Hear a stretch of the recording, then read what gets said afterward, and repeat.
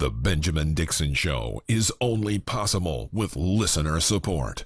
Go to www.thebenjamindixonshow.com to register for our blog and join the Progressive Army. And now, ladies and gentlemen, You're now about to witness the truth. it's the Benjamin Dixon Show. Welcome, ladies and gentlemen, to the Benjamin Dixon Show. I am your host, Benjamin Dixon. It is Tuesday, May 16th, 2017. Thanks so much for joining us. We have been away for a little while. Glad to definitely be back with you in the saddle here at the Benjamin Dixon Show. Thanks to all of our supporters, all of our patrons who do everything that you do. Without you, it is not possible. So if you want to become a patron, go to patreon.com/the BPD show. Max and I had a chance to record a bonus show before the show. And every morning, I would say somewhere around 9:30 in the morning, I do a live stream dedicated solely to our patrons. And we discuss all of the pressing news of the day and some topics that are maybe not suitable for the main show. Let's just say that. So we discuss just about anything and everything. So you get all the content that you want to desire, all you can eat, all that you can stand probably is the best way to describe it. But thanks to everyone, even if you're not a patron, thank you for being here, subscribing, sharing this content. We want you to weigh in on all of our conversations tonight, 857-600-0518.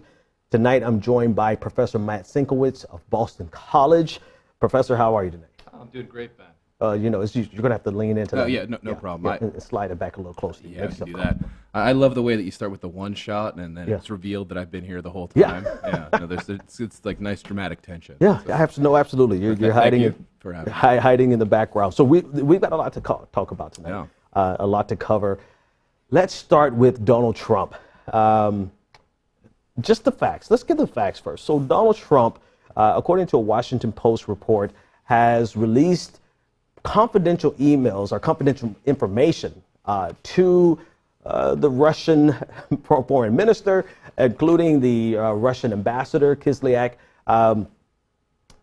There's a lot to this story. Many of the details you probably are privy to. It's concerning not the sources or the methods so much, but it's relating to top secret information about our intelligence that was shared with us. It's been reported now that this intelligence has come from Israel, and revealing this to Russia potentially puts our relationship with Israel, or strains that relationship, because not so much, and actually we can just talk about this now, it's not so much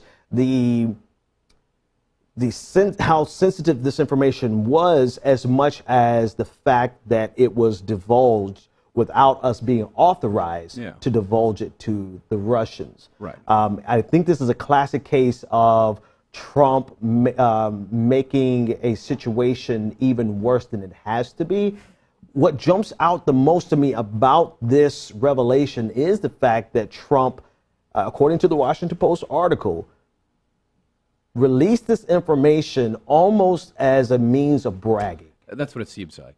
It seems like he's got to have the best stuff, right? Right. Including the best intelligence, even if it's not apparently American intelligence. Right. So he gets access to, and so the intelligence itself may have fallen into the realm of something that we would want to share with the Russians, right? The intelligence is, that's not the question. Right. It's not the question, but it's did he have the authority to do so in terms of our relationship with Israel? Now, to be sure, as the American president, he has the authority, broad authority, to declassify almost anything or anything. No, as the president, he has the authority to make all sorts of terrible decisions. Right? And that's absolutely. It's not a matter of legality, right? It's a matter of it's multi-pronged, right? On the one hand, it doesn't seem like this information to us, knowing very little about intelligence work, doesn't seem like this is a crucial piece of information. You don't know what information is like daisy chained to it, right? That by telling the Russians that the Israelis know this, then they know this guy and this guy did this. You don't know these things, right? But what's the upside, right? What's the payoff? Right? Why, and already, I mean, Trump, we could talk about this later perhaps, but the Trump administration's relationship to Israel and Palestine has been strange and fraught. Why, for no upside but to brag, offer this information it's somebody who doesn't seem to understand, honestly, that these things unfurl in unpredictable ways, and you don't just start throwing them out there. And so this is one of the things that jumped out in the article was that the officials who revealed this to the Washington Post stated that their concern was that Trump did not seem to understand the ramifications of his actions, that he didn't understand the seriousness of this. And I think this is, to me, might be the most important part of the story. Because is it illegal? No. Is it treason? Not really. It really goes back to the Richard Nixon line. It's not illegal when the president does it. Yeah, right? In this case, that's probably literally true. Right. Yeah. So it's not illegal. It's not an impeachable offense in terms of legality, but it does shine a light on the character of Donald Trump, the childlike nature of Donald Trump, and the lack of seriousness with which he carries himself in the White House, even to the detriment of our national security.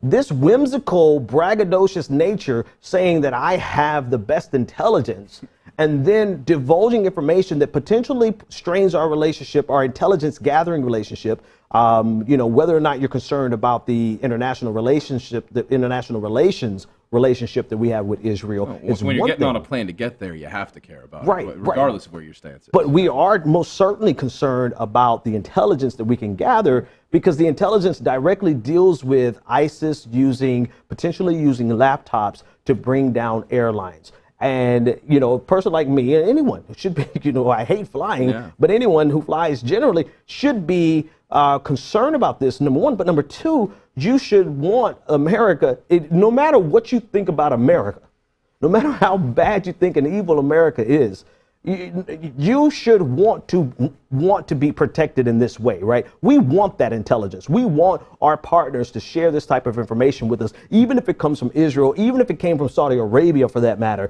We need this type of intelligence to protect us in this specific fashion. And Donald Trump bragging about it in this manner undermines our potential of getting this type of intelligence, because it exposes the sources. Yeah, no, I mean, in this case, for all we know, it doesn't have any sort of real long-term ramification directly, right? Right. But the next one, where it's more of a gray case, right? Maybe that information doesn't get shared. I mean, that's all true. Again, we don't know what the intelligence impact is. What we do know is that at best, it seems to me that he's sitting there and he's, weighing pros and cons. And when he weighs pros, that includes him stroking his own ego, exactly. Right? Because there is no pro. I mean, that's the key, at least that we can determine. I see no advantage for the American people, advantage for the American government, nothing about. I mean, there's just nothing on upside, but for his, stroking his ego, saying where he's at. His moment to brag. Right, and that's the best case scenario, is that he's actually making a calculated decision, and he's thinking, I'm going to look tough here, I'm going to look strong, I'll tell them this or whatever. The worst case is simply a mindlessness. And I guess unless you want to subscribe to some, madman genius theory, but I think at this point we're 27. I actually saw somewhere someone saying that this is 27.4 dimensional chess. Yeah, because right. he's using this to flush out the leaker, and that this is a fake story. Even though he later on confirmed that, he confirmed it himself in the tweets, right? This is the next part of it, right? The number of people, Tillerson, McMaster's, the number of people who took it on the chin to come out and cover for Donald Trump, to dismiss this as a fake story on yesterday and on this morning. But then this morning, Donald Trump himself confirmed these tweets by stating that he has the broad authority, which he does, to do this. And so now you not only have the situation where he's undermining his own credibility, but we've seen time and time again his surrogates, his staff, people who have to come out and support for him and to give talking points on his behalf, they have been cut at the knees, because Donald Trump, he has to say it himself. What does that say to you about these officials falling on their sword for Donald Trump, but they're falling on their sword for Donald Trump because of Donald Trump? Yeah, well, absolutely. I mean, he's shown that he doesn't mind, right? And that if we do say this guy comes from the business world, right? He comes from corporate America. He comes from corporate media to a certain extent. Yep. Right? This is absolutely how things are done, right? The person who is vulnerable, the person who you can dispense with, it becomes dispensable. Right. McMaster's replaceable. Right? Yeah. He's gotten rid of a number of people who Already, yeah. seemed in previous. I mean, Comey being the greatest example, right? It was considered completely from a sort of traditional governmental perspective, just verboten, right? You can't fire the FBI director. It shows that you're putting your thumb on the scale and all this other stuff, right? But from a corporate perspective, right? You wherever you can stop the loss of money, right? Of bleeding, of The hemorrhaging, yeah. You just figure it out, right? You cut that out and whatever, and you make up something, right? And from a corporate perspective, that's totally acceptable. It's how we run things. Right. The problem is that we're viewing this through the lens of a government, right, where we have these standards and norms that we think we want to push forward, which he's entirely ignoring. But yeah, the idea that make McMaster say whatever he needs to say today, and if somebody else needs to say it tomorrow, we'll get somebody else to say it. He's proven willing to do that. Not only is he willing to do that, but he's done it on a regular basis, and this actually compounds the problem, right? So here we are, Donald Trump sends his surrogates out to deny it, and then he turns around and confirms it himself.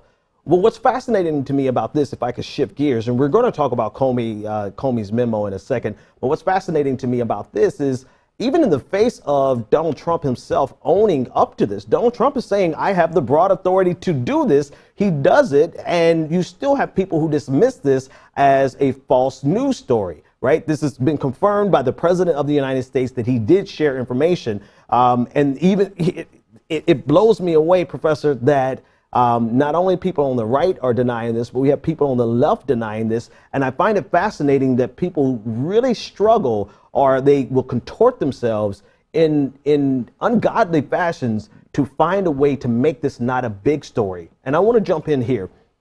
It's not a big story to me in the sense that this proves some type of vast Russian conspiracy. Right.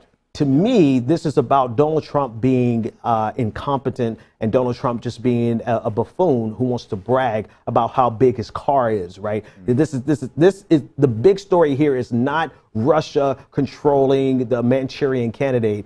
I dismiss that personally. But the big story here is simply the fact that we have a president in the White House who does not know the significance of confidential information. Yeah, no, I think that's right. The way I see this is we basically never got out of horse race mode. Right. I mean, that's, and people, of course, I think quite rightly complained that, election coverage was, not about substantive issues, right?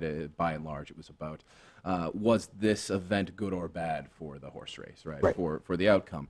And I think that we've gotten stuck in that mode to a certain extent. I think the media environment makes that really easy to get into, right? The general siloing effect, the narrowing of political lanes when it comes to various outlets, where it's, the real question is this good or bad for person X or candidate X or whatever the case might be. Right. And so, when people want to put this away, it's that they see it as like pro-Clinton in some sort of way, right? Which is just being stuck in that. I mean, that's something like deeply postmodern about that, though, right? Like as though this is just a game and it's just a show, and that the actual long-term welfare of the United States is not going to be impacted. Right? That's the complaint about horse race coverage. I think that the remnants of that is part of what we have here. Yeah, and it surprises me because this, if Hillary's emails meant anything to you, for any true concern about national security, classified information,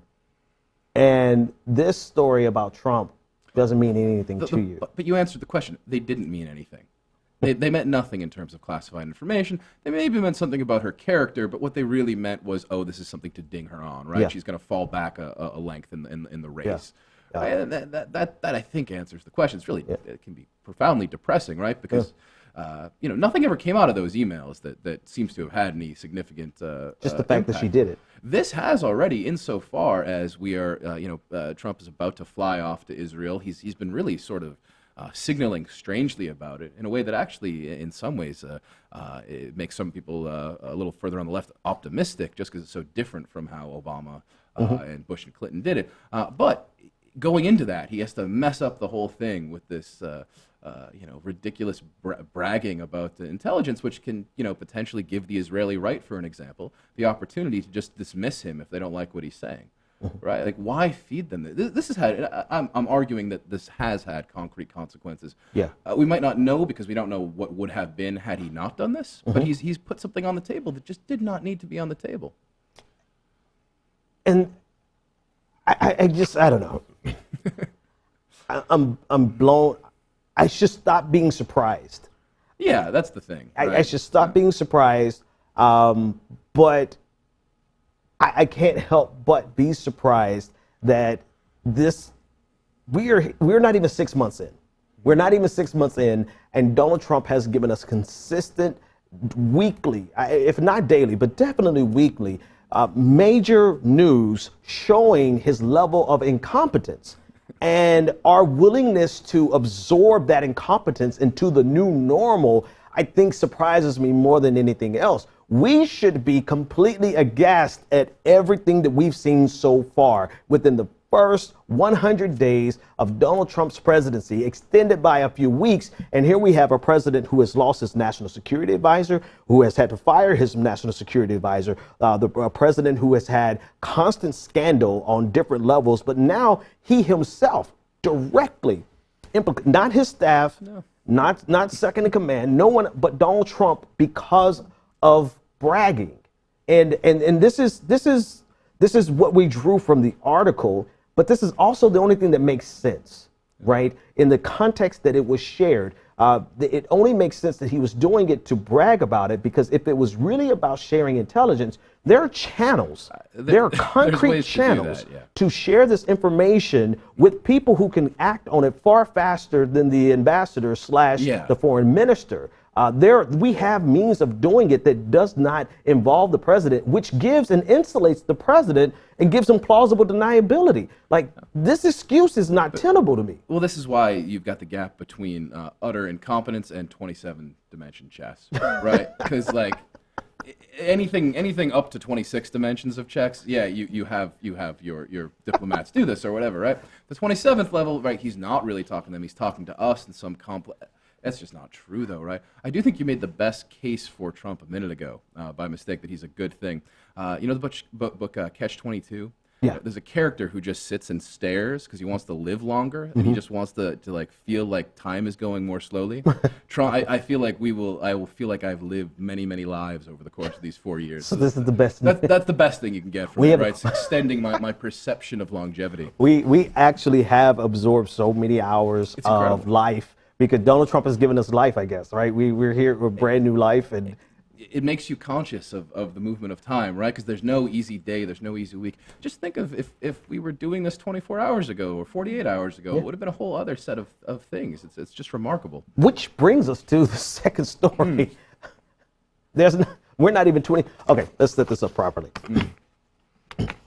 We're not even 24 hours removed from the story of Donald Trump releasing classified information to Ambassador Kislyak, Russian Ambassador Kislyak, and Russian Foreign Minister Lavrov. Not even 24 hours removed from that breaking news, this afternoon at 5 o'clock, the New York Times broke the story that Donald Trump himself was involved in trying to suppress the investigation into Michael Flynn. This is according to a memo that was recounted to the New York Times. There's a memo that the former FBI Director James Comey wrote in regards to a phone conversation that he had with Donald Trump. Comey, according to this newsletter, to this article, Comey has a habit of recording memos after every conversation, specifically conversations that he feels should be documented to protect himself. And in this conversation, Donald Trump allegedly requested that he make this investigation with Michael Flynn go away. Now, I want to share the chain of information on this because it's only fair to do this because I actually feel uncomfortable with some of the chain. This is how it went. In a phone conversation with Donald Trump, former FBI Director James Comey writes a memo that records Donald Trump's requesting that this information be, or the investigation into Michael Flynn disappears. This memo is included in a set of memos and all the documentation that James Comey left at the FBI. A current official got a hold of the memo and released the information to the New York Times. No one at the New York Times actually saw the memo themselves. They're actually just recounting a story that was given to them from an FBI official. This chain of information is important to me because it matters. It matters where our anonymous sources get their information. And in a lot of ways, this story really is hearsay. However, it sounds 100% plausible that Donald Trump, not understanding the ramifications of his actions, would get on the phone with the FBI director and request that the investigation into Michael Flynn go away because Michael Flynn is a good guy. According to the New York Times, this is breaking news. According to the New York Times, Jason Chaffetz of the House Intelligence Committee has demanded that all the records of any discussions between Trump and Comey, as well as Comey's memos, be released to the House Intelligence Committee. This is where we are just 24 hours after we find out that President Trump released information to the Russians. When are we going to get a break? We'll talk about that in a second. We won't get a break, but no. What's your first take of this? As you say, right? It's hearsay. We don't have the. And let me correct myself. It's Jason Chaffetz of the House Oversight Committee, not the Intelligence Committee. I want to correct myself. Go ahead. Right. So I mean, look, it is entirely plausible, right? We've had sort of the rotating set of reasons why Comey was fired, right? Mm-hmm. And this goes back to what we were talking about with surrogates, just kind of twisting through it, right? Burning them off, right? Giving them something, and then he doubles back on it. I mean, is this what is that what it means to be a showboat to Donald Trump, is to not take his demand? This was one of the explanations that he gave. It seems so plausible. I have a lot of critiques of Comey. Mm-hmm. I think that he did not handle himself in a very intelligent fashion over the course of the election. That said, dishonesty is not one of the things that I would ascribe to him. Right. Sort of a kind of self-righteousness, a lack of long-term judgment. An inflated self of importance. All those things. Self-importance. Yeah, absolutely. Right. This sort of institutionalism, which is kind of, but none of those things suggest dishonesty. Mm-hmm. None of them suggest somebody who is going to tear down an institution on his way out. We don't know, obviously, but I don't see any reason at the surface to. I mean, it passes the sniff test, right? It absolutely does. Put it this way: if you were writing a play about this, and the Trump character said that, and the Comey character no said one that, would be surprised. You'd be like, "Oh, that's good dialogue, right? Like that makes sense." It doesn't mean it's true, but so here's the thing. It helps us. So here's the thing that our producer Max actually pointed out. If you want to get to the bottom of it, if you want to actually flesh this out. Doing exactly what this official did with the New York Times will do that. Right. As we can see, with Jason Chaffetz is now demanding all of the documentation, all the memos. He's demanding this because now we actually are up in the ante. So what he did with the Russians, and I hate that phrase. I don't mean the Russians in a derogatory sense. I mean the Russians in a descriptive sense. They were Russians. What he did with the Russians is not illegal because he's the president and he can do that. But now he's actually obstructing justice in this fashion. Now we have to ask the question: is there any legal cover that the president would have for this? And even beyond that, would any other president survive this? I mean, in terms of legal cover, I'm not going to pretend I know all the ways in which that could unravel. One suspects that whatever he said, you could argue, oh, I meant it this way. I mean, there's always cover, right? Unless he directly told him to do something, I'm sure he's like technically covered. The amazing thing is that the Republicans continue to sort of stand there and stand by, and it does seem like this has nothing to do with the resistance, right? Yeah. It's the day that they realize that Mike Pence would be a lot better for a lot of these things we're trying to do, and that's when we have to ask if that's what do we really want that? We want that, right? But that's can he survive this? The way our system works, he can survive it as long as his party wants him there. Yeah, and it's confounding to me that they want him there, and it might be just that there's like an internal ticking clock on the Republican side that says, yeah, if it's less than 18 months, it looks really bad, but the minute that it's sort of, you know, it feels like it's been long enough. I think it's more of a poll rate. I think if he's bad though. His numbers it's are bad. It's bad. Like 48% now approve of impeaching him. 41% disapprove of it. 11% are undecided. So you know, when you have 48% of the general public who believe that the president should be impeached, it's pretty bad. But apparently, we're not at that threshold yet. We're not at the threshold where the Republican Party will say enough is enough. But you bring up a point here. You bring up a point here that I think is worth discussing. And do we want Donald Trump to be impeached? Right. I don't. Yeah. No. don't. This is like a tough conversation to have because he's appalling. But his incompetence is helping us. Right. His incompetence is helping America to not become the wet dream of Paul Ryan and Michael Pence, right? I mean, you know, if you think about what Mike Pence wants to accomplish and how he would be, here's the bad part: Mike Pence would be a breath of fresh air in terms of propriety, in terms of sigh of relief, in terms of decorum, in terms of all those things, media relations, which would make it that much more difficult to stop his agenda. Right.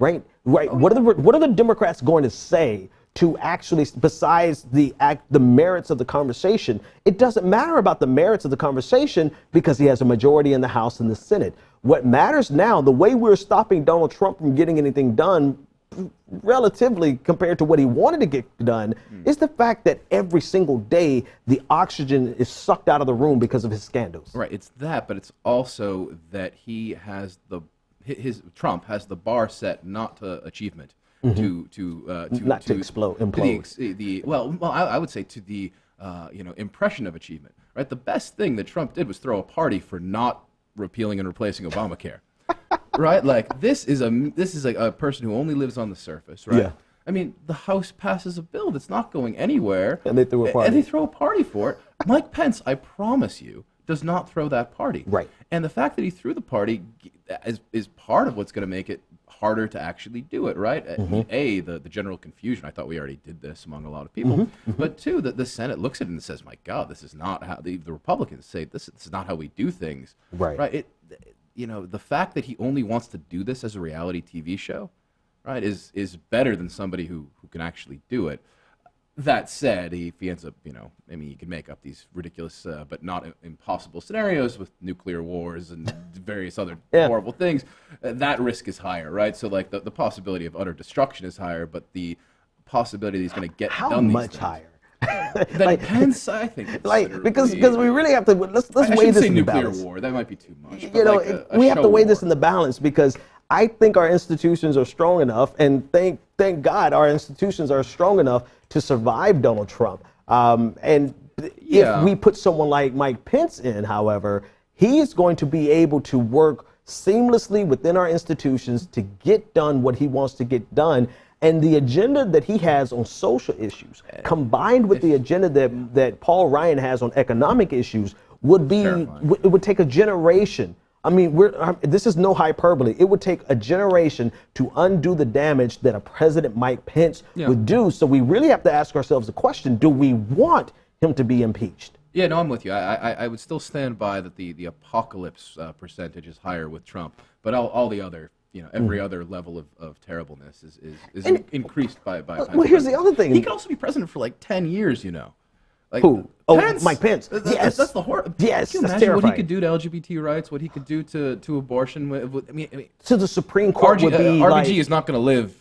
Yeah. Or she's not going to be 10 years from now. God willing, she will. But likely the odds are not in her favor. We're going to lose a lot of people. I mean, and hopefully if somehow this happened, he would lose the election. But in theory, you put him in now, that's 11 years potentially of destroying all of these achievements.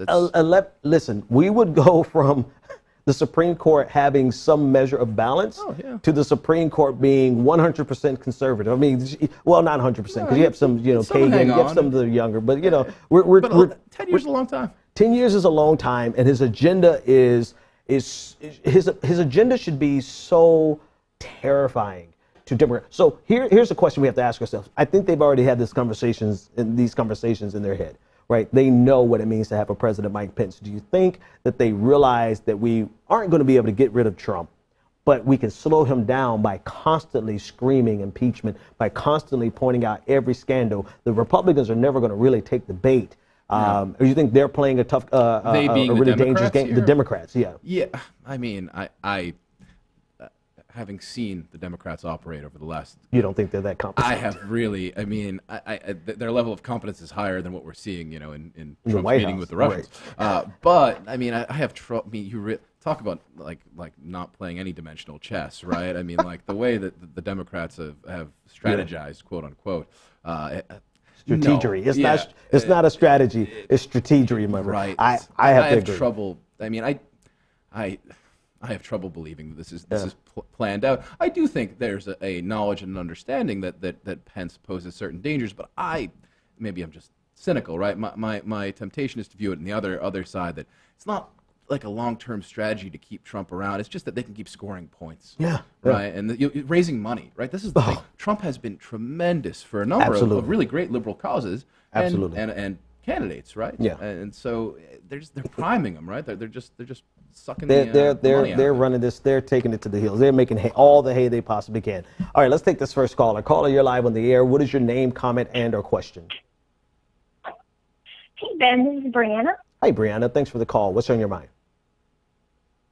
I just want to say that I agree. Like, I know this is not a very popular opinion among people who are considered on the left, that I want to keep Trump in for at least the next 4 years, because if we get Mike Pence, you have a greater chance of him winning in 2020 instead of Trump. Because me personally, I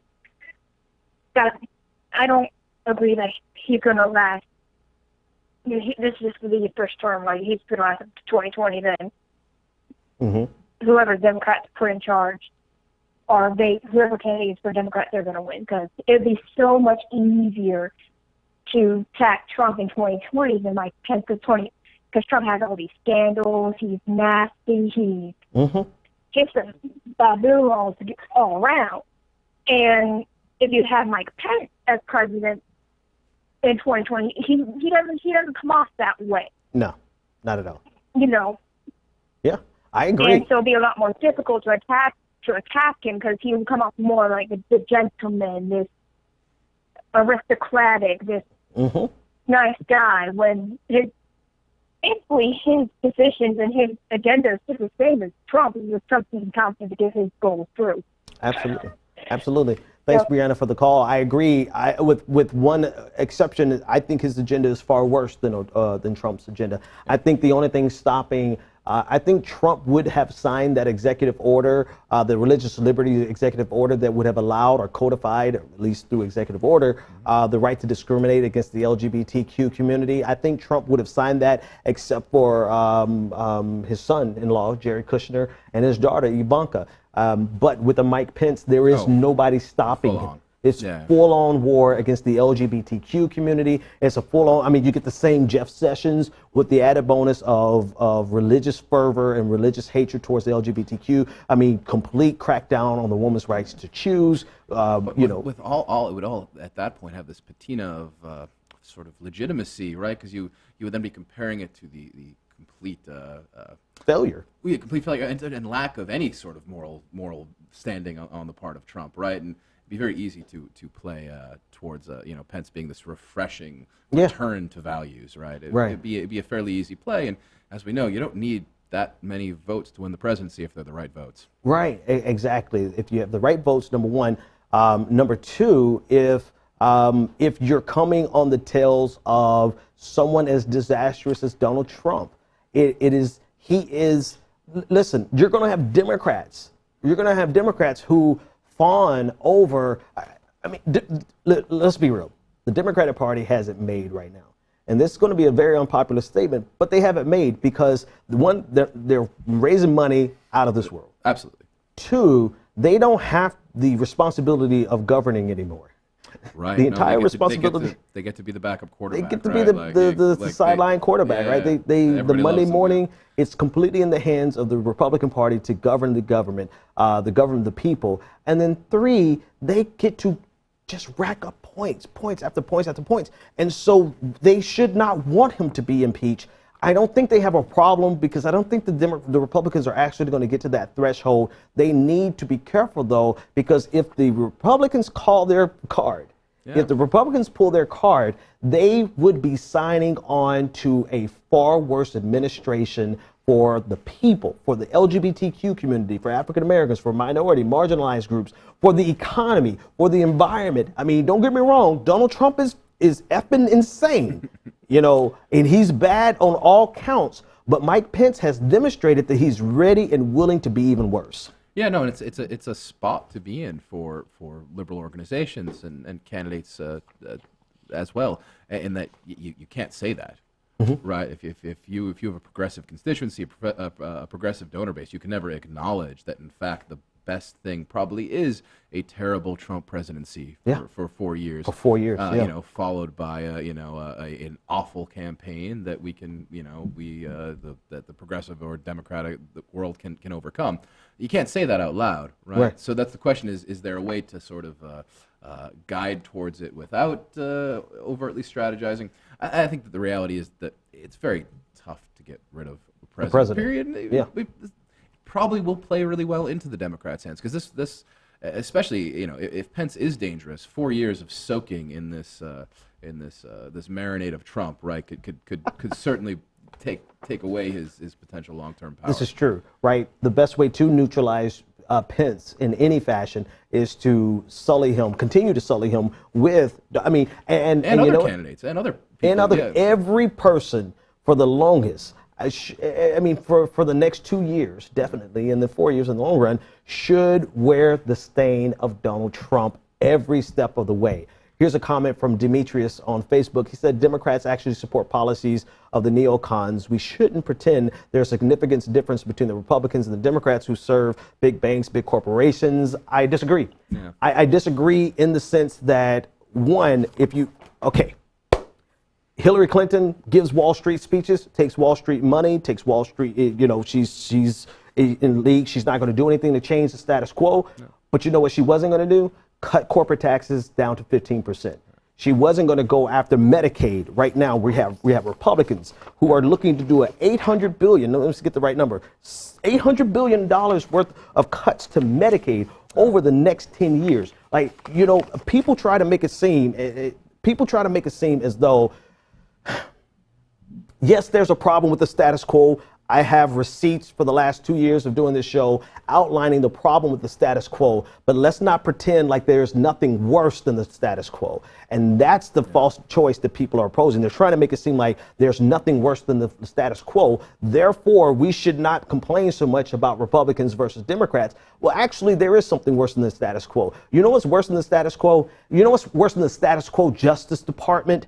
Is a Justice Department with Jeff Sessions at the helm, who's intentionally targeting minorities, who's intentionally doing policies or enacting policies that are going to, in a draconian fashion, hurt the black community and in marginalized communities in general.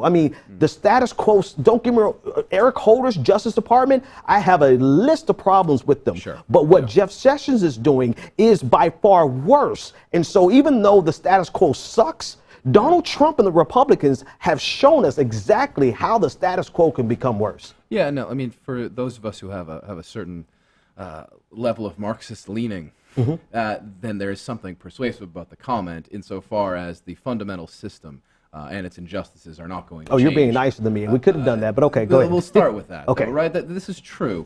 But that's about the fundamental system. That's not about the lived lives of people who, suffer the immediate moment. Right. Right. That's thinking in terms of vanguard revolutionary ideas. So far as I'm concerned, I think it's good to have those on the mind, the long-term goals that you have. It depends what you're willing to sacrifice in the meantime. Right, and saying that Jeff Sessions and Eric Holder are the same, right, is to sacrifice a lot of people's rights in the meantime. Absolutely. And so, there is a worldview that says we need to play this very leftist, sort of traditional Marxist worldview that says we're going to play this for the real long run. That's what really matters. If you talk to somebody who is being targeted because they are a minority or somebody whose rights are being directly threatened today, that's a pretty flaccid argument, right? The idea that in the long run, this. But here's the problem. Here's the problem I have with that. I agree with the overall sentiment that that we have to play a long game. I agree that the whole damn system, this is the saying now, and I agree with it, the whole damn system is corrupt. However, here's where I have a problem with it. One, if you are not in a position to actually affect long-term changes, and you're saying we're going to play a long-term game, then you're really just running your mouth. You're not in a position to change anything. And what you've done is not only you're running your mouth, you're profiting off of not this commenter, but I know plenty of left-leaning, Marxist-leaning commentators and outfits that are making a career out of the long-term game, but they have not created any structured mechanism of changing it in the long run. And so at the expense of people who have to live in the here and now, they are able to just pontificate about where things can be if we just had this perfect utopian society that I agree we should get closer to it. We should fight tooth and nail. But if you don't have any structured way of doing it, you're just running your mouth at the expense. And the reason I keep emphasis on the structured way of doing it is because you're not going to overthrow America. Hopefully not. You're not. There would be a lot of unintended consequences to such an idea. Well, I just want to start there again. I mean, like, shit, I'm here. I might as well keep going. You're not going to overthrow America. And if you're not going to overthrow America, that means you have to work through the system. And if you don't have any structures in place to work through the system, then you're really just wasting all of our time. And you're wasting our time at the expense of people who are the most exposed to it. Yes, I get the classic Marxist critique and the fundamental problem of our system. I get it probably better than most people in the conversation. However, I also am sober enough to know that if you're waiting on a revolution to change this country, they've got plenty of guns. We don't. And if we get guns, they've got tanks. We don't. If we get tanks, they have nukes. We don't. Game over. America is 100% capable of crushing any revolution that we think that we could put up. And so if we can't do it by violent overthrow, by violent revolution, we must work through the system. And if we're not in a position to work through the system, we're just running our mouth. Yeah, no, I wish I could hot take back at you and put, no, I mean, you're absolutely right. I think that the question, if what we think is just is a 95% tax on income over 500,000 or whatever, then we should think that 1% better towards that is good, right? That not just 95 or bust, right? Right. If it's 31 now, make it 32. Right, this is not vanguard revolutionary thinking, but that's I think the only agreeing with your previous sentiments. I just or not dropping it, right? Not taking away the corporate tax, not taking away the this goes back to the comment, and I think we have another comment to pull up on the screen. I don't know if it's ready yet, but when it's ready, pull it up. You're crazy, Ben. Hillary would definitely have cut corporate taxes. Let's talk about the differences, right? Would she have cut it down from 35% to 30%? I don't know. That wasn't in her policies. I don't think so. Again, it's really easy because it didn't happen, right? So we don't have to say. I mean, look. To me, the success of the Sanders campaign was that if Clinton had won, then she would have paid real prices for doing these sorts of things. People were going to be looking at it, right? People who were invested in her party would have been looking directly at it. I don't know what she would have done. I am sure that if Trump has his druthers, he will enact a cut that goes far beyond anything Clinton would have considered. And Clinton did not want to be on record cutting taxes for the rich, right? So could she have ducked around this way or that? She proposed a tax hike. I don't. Not a significant one, but she proposed. Right. I don't know what she would have done in the long run. I don't see any way to think that it could have been worse than what we have. And I had some faith in the possibility of an empowered Democratic Party that saw its left. I mean, wing. I didn't have faith in the empowered Democratic Party. No. Well, if she had won, to the extent that if you have somebody who has to listen to Bernie Sanders, just has to.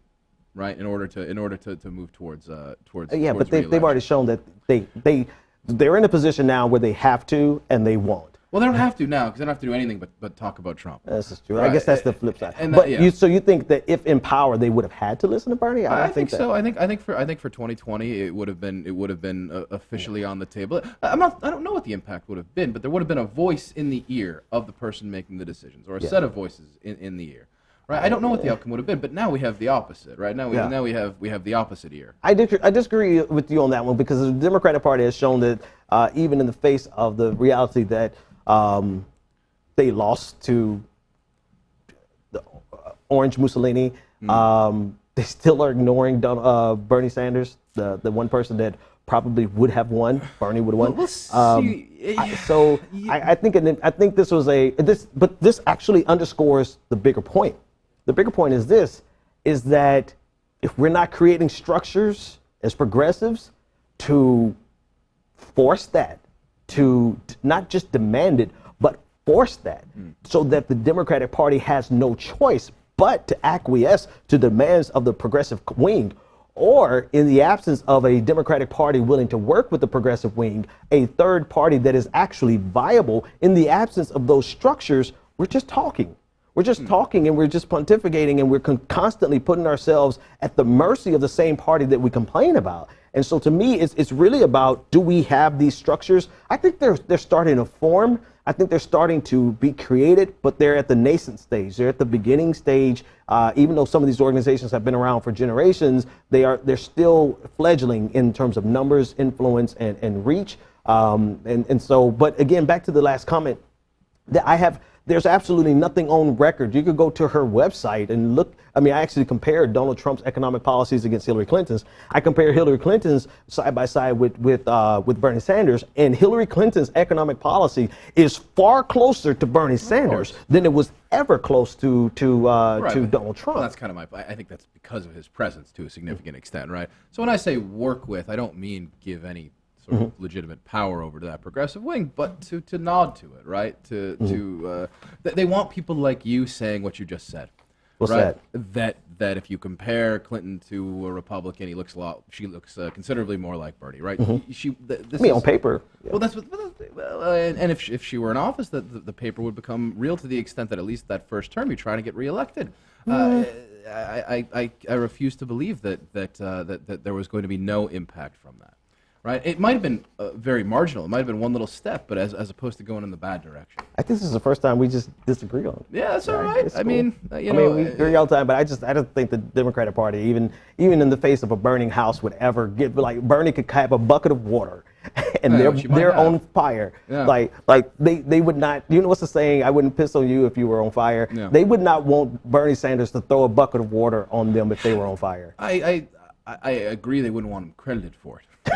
Right, like I agree that they would say that it was somebody else doing the pissing, but I think that I mean the idea that there are votes there in the long run, I think. But you saw they would rather go. I'm sorry to cut you off. No, please. It's my show. So yeah, go for it. Yeah. They would rather they went after Republicans. To the detriment of losing progressives. They've shown us exactly what they would do. Their votes on the table. They left took them us for granted, though, right? So you might be right that insofar as it was required to lose it in order to realize to establish. Look, I'm not, but I want to be clear, right? I am not suggesting that we were on the way to any sort of unified social democracy utopia, right? I am simply saying that I believe there was gravity in the direction away from things like overtly and proudly cutting corporate taxes, right? That I think that gravity was established, and I use Bernie as sort of the planet around which that orbits. Is there gravity? It's not. Even if all it does is freeze things to a certain extent. I mean, we're all dealing in hypotheticals, right? Yeah. And I don't know. Okay, we'll leave it there because we haven't talked about a serious news story here. Let's shift gears. So according to a local Washington, D.C. local Fox affiliate, there was new evidence in the case of Seth Rich, the DNC staffer who was killed last July. The local police stated that it was a botched robbery. However, Seth Rich's wallet was not taken, and there was no direct evidence to suggest that it was a robbery. However, the police continue with that narrative. According to the same report, there are conspiracy, and these are the words of the report, the conspiracy theories that abound in terms of possibly this murder being connected to Seth Rich's work at the DNC, particularly that Seth Rich was actually the DNC leaker, and that it was not the Russians that turned over information to WikiLeaks, but it was instead this young man who was subsequently, according to these theories, killed because of it. There's a couple of clips that I want you to hear, and then we'll discuss it a little further. Here's the first one. New information from the family's private investigator suggests there is tangible evidence on Seth Rich's laptop that confirms he was communicating with WikiLeaks prior to his death. Now, okay, so that's the first clip. And this really changes the narrative, or it had the ability to change the narrative this morning away from Donald Trump's releasing information to the Russians, and the country begins talking about Seth Rich again for the first time in almost over a year. Here's a second clip that gives a little bit more information as to where this information came from and how it's connected to the Rich family. Rich family hired Rod Wheeler, a former MPD homicide detective, to run a parallel investigation into their son's death. Wheeler says he believes there's a cover-up, and the police department has been told to back down from the investigation. Okay, so this is where the waters get muddied in a significant fashion. According to the original Fox report that you just heard, the Wheeler family, the Rich family, hired Rod Wheeler to be their private investigator to run a parallel investigation. It turns out that Wheeler is actually being paid by a third party. Wheeler was not directly hired by the Rich family. He was hired by a third party and provided to continue the investigation. In addition to that, it turns out that Wheeler is a Fox News contributor. That matters, and we'll see why in a second. Go ahead and press play on the next clip. The police department nor the FBI has been forthcoming. They haven't been cooperating at all. I believe that the answer to solving his death lies on that computer, which I believe is either at the police department or either at the FBI. I've been told both. But you have sources at the FBI saying that there is information For that sure. could link. Okay, so that's the first part. We'll play the second part in a second. So the problem with this interview so far is, Professor, is the fact that this is 100% hearsay on Wheeler's part. Right. He's speaking to information that he's heard from an investigator from someone tied to the FBI. But there hasn't been any tangible evidence provided to corroborate his story. This is underscored by the statement that was released by the family today that said that there are no emails, there is no additional information, and they even went as far as to say anyone who's promoting this story, there's a special place in hell reserved for them. So this has been 100% repudiated by the Rich family. But this hasn't stopped the story from catching fire and bringing life to this investigation that was not there. Yeah, I mean, we've seen this playbook before, right? This sounds an awful lot like Vince Foster. It sounds like a variety of Pizzagate, all these sorts of these stories that come out. I mean, I suppose you have here some fairly legitimate-looking journalists who are claiming that they've heard from people who have heard from people, that they have this information. My initial instinct, well, first is to say I don't know how he died. I don't see any evidence here to suggest anything concrete in terms of foul play. The other thing that comes to mind is simply to say that if anybody in his position were to have died, then this conspiracy would have erupted around it. Yeah, that's my instinct. And so here's my problem. My problem is slightly different than yours in the sense that we don't know how he died. Yeah. We don't know whether or not we don't. It could be a list of anything. Sure. Right? The possibilities of it are endless. What we do know, however, is that Rod Wheeler has not provided the evidence that he says that he has. And so everything that we're seeing today has been pure hearsay. Right. It's been, and this is not to say, this is not to dismiss it. Okay, the reason I outlined the problem that I had with Comey and this memo from Comey, it's because that article also is hearsay, right? Sure, This is yeah. something that they're hearing, not something that they actually saw, right? And so I have a problem with any story that is based off of hearsay. Doesn't mean we won't report it, we won't discuss it. We're doing that right now. But this is driving a force in right-leaning circles that really has one agenda and one agenda only, and that is a political agenda. And we can't be naive or dismissive of the reality that even Wheeler, the investigator that was hired by a third party, has a political agenda himself, being a conservative commentator for hire. This is what he does. Does it mean that he's lying? No, it does not automatically mean he's lying, but it definitely adds context to the story. Yeah, I mean, there's a dual agenda at work. Now, of course, all journalists have agendas. Right, on the one hand, well, in this case, he's operating as an investigator, not a journalist. Oh, okay, right. But he serves as a commentator for Fox so News. Yeah, a person who's going to be putting out. So there's always going to be multiple agendas going on. But there's on the one hand the conservative perspective. The other is simply this is a way to wedge in a new angle into the big story, right? Because this ultimately is about Russia in its own ways, right? Unfortunately, yeah. Right, and so it's a way to take that angle. Find there's this big audience, right, that doesn't like anything it's hearing about it because it's all making Trump look bad, right? There's just nothing there for them. This provides that, right? This fills that gap. This is something to take that angle and say, oh, Russia wasn't involved at all in the leaks. It was in fact this conspiracy. It's also people who've been primed to accept that this way of thinking, right? I mean, you look at polls and asking conservative identifying people, do they think Vince Foster was killed? Right? I don't know what the number is. It's crazy, right? It's extremely high, right? So they've been primed for it. It's an angle into the story that everybody is talking about in ways that I think probably the Fox News world is struggling with a little bit. Right, and that they just sort of they laugh it off every day, right? They say, "Oh, this is liberal nonsense. This is liberal nonsense." Right? This is a proactive claim to make. The reality is, of course, we don't know what actually happened. Right. The motives line up in a way that Now, here's the flip side of this, right? They say that there's evidence on a laptop. Right. They say that there's physical, tangible evidence.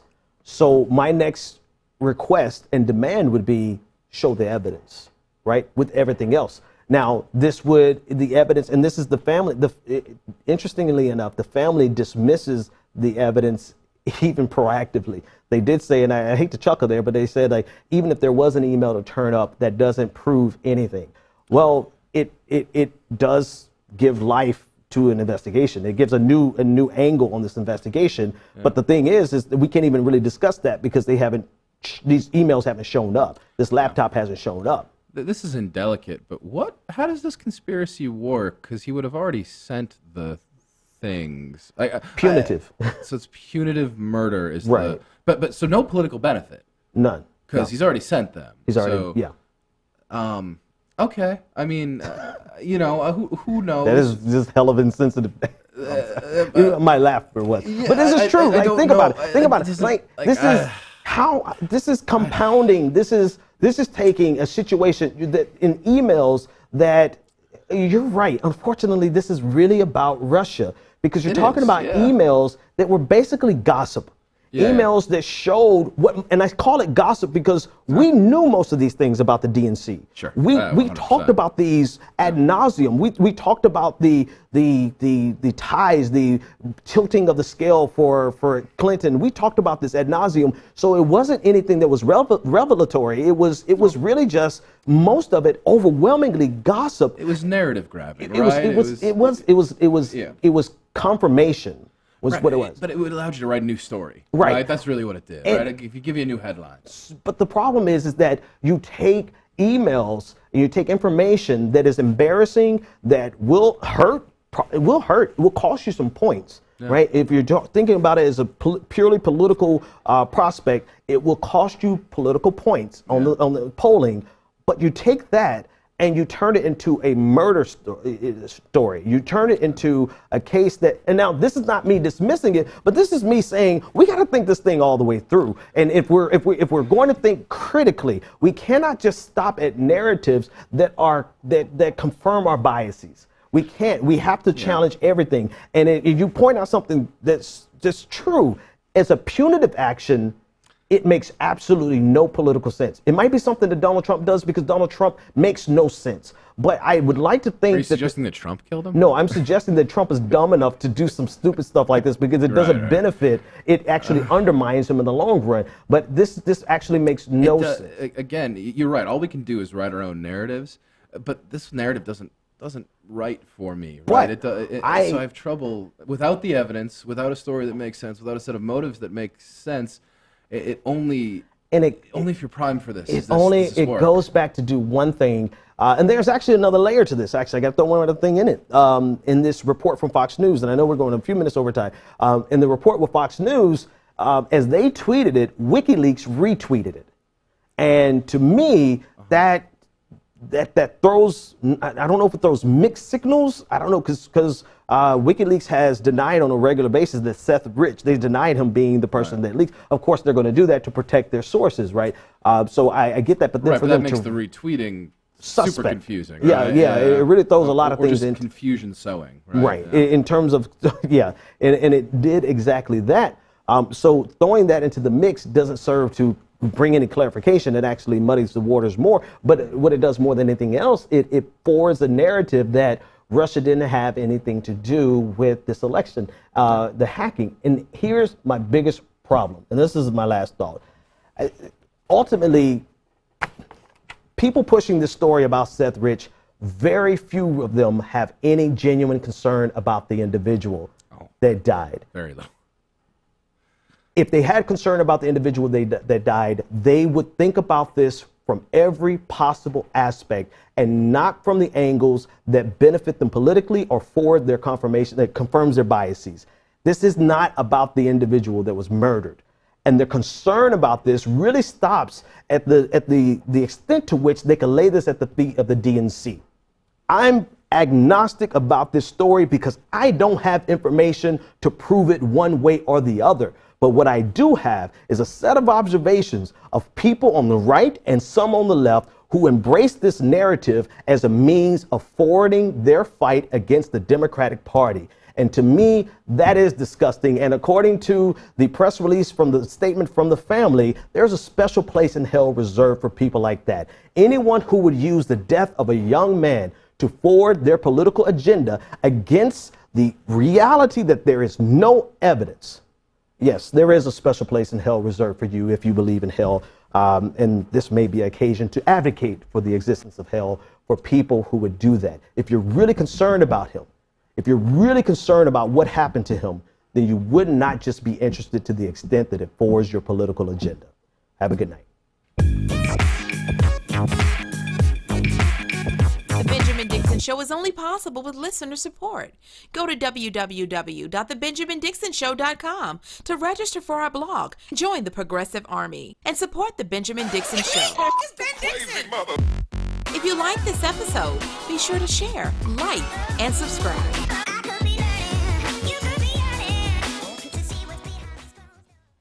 Consider becoming a Patreon. Go to www.patreon.com/The BPD Show and support The Benjamin Dixon Show.